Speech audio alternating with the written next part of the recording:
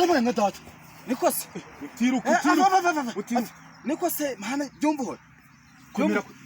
Tamam nka data. Niwe wapfuye cyane muri muna wawe. Esha ninjye wapfuye. Ninjye. Muraho. Niwe wapfuye. Muraho ninjye wapfuye. Yewe data wapfuye kiri muto ya disi. Yewe data we. Nanjye rero reka mubwire. Sha reka mubwire. Narapfuye ariko nibutse urumva nirutse ibyanjye na Sewe se. Ntabwo nari gupfa nzira mitungo ngo ngende. Byumvuhore noneho ubuzindo. Noneho umva reka nkubaze. Ndabyumva. Abantu mfe bandima amadeni. Nibavugira kwirimbi ngo ni uri muri mideni habure n'umwe. Tamanya data. Nje kubishyuza. Tamanya nganja kasarimo kugimana. Ubasha kwishyuza abantu bakuru amadeni. Reka mbabwira ariko sha muranya.